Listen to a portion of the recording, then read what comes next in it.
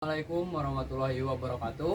Kembali lagi bersama kami di podcast yang akan membahas tentang algoritma Astar.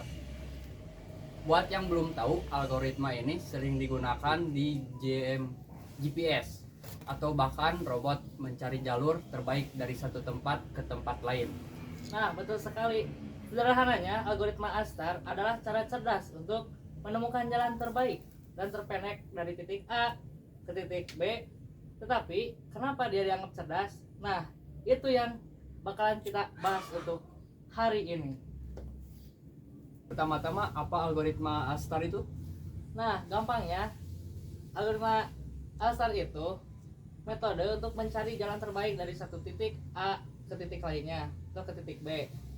Misalnya, kamu ingin bermain game dan karaktermu harus pergi ke suatu tempat, tetapi nyasar atau menabrak tembok. Nah, itulah yang kita bisa pakai algoritma ini.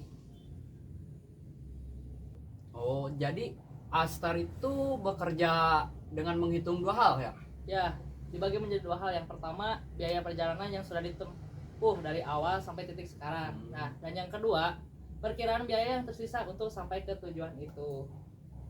Jadi perkiraannya masih butuh 300 meter lagi untuk sampai. Star akan menggunakan informasi ini buat mencari jalur terbaik. Nah, betul sekali. Pinter, pinter sangat bukan?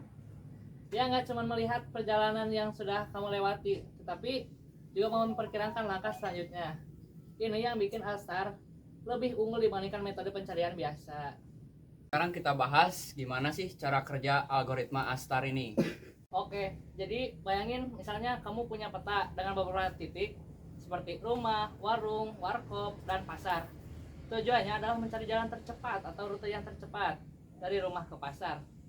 Algoritma Alstar ini akan mulai dari titik awal yaitu rumah, mengevaluasi semua kemungkinan jalur, misalnya jalan lurus, jalan belok, atau jalan memutar. Memilih jalur yang kelihatannya paling efisien berdasarkan kombinasi dua hal, yaitu antara jarak yang sudah ditempuh dan perkiraan jarak ke tujuan.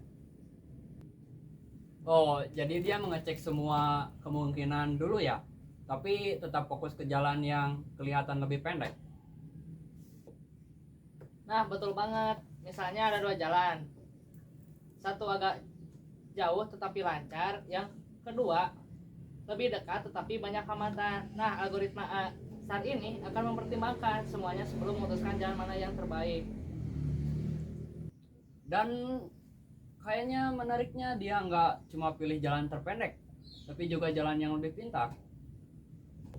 Nah, iya, itulah kenapa Alstar sering disebut algoritma yang paling optimal. Kalau ditanya lengkap, dia selalu bisa menemukan solusi terbaik.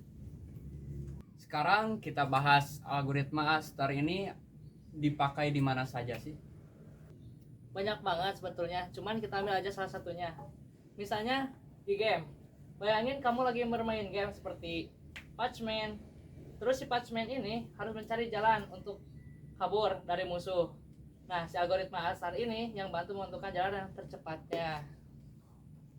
Oh ya, jadi kayak si Passman ini gak bakal lari ke arah musuh ya? Karena algoritma ini bisa memperkirakan jalur yang aman sekaligus cepat. Nah, benar sekali. Selain di game, algoritma Alstar ini juga dipakai di aplikasi seperti GPS, misalnya Google Maps. Nah, kalau kamu mencari rute dari rumah ke kantor atau dari rumah ke kampus, algoritma ini yang akan membantu menentukan jalan-jalan yang tercepat. Wah, gak nyangka ya algoritma kayak gini ternyata bisa dipakai di kehidupan sehari-hari. Tetapi bukan hanya itu saja. Dalam robotik juga, Alstar ini sering digunakan untuk merancang jalur robot agar bisa bergerak tanpa menabrak benda di sekitarnya. Nah, sekarang kita sudah tahu cara kerja dan aplikasinya. Mari sekarang kita bahas kekurangan dan kelebihan algoritma Astar. Nah, kita sekarang akan membahas tentang kelebihannya saja. Kelebihan algoritma Alstar ini adalah dia selalu menemukan solusi terbaik jika datanya lengkap. Selain itu, algoritma ini sangat fleksibel karena kita bisa menyesuaikan cara dia menghitung jarak dari antara titik A ke titik B. Dan dia juga cukup efisien kalau ruang pencariannya tidak terlalu besar. Tapi kekurangannya itu dia cukup sangat menguras kepada memori, terutama kalau ruang pencariannya besar atau datanya sangat kompleks. Oh, jadi misalnya kalau ingin mencari jalan di peta yang ukurannya sangat besar, mungkin Astar akan lambat atau butuh banyak memori komputer. Betul banget. Nah, itulah kenapa ada beberapa alternatif algoritma seperti Dijkstar atau Grid Based Search yang lebih sederhananya. Nah, tadi itu pembahasan kita tentang algoritma Astar.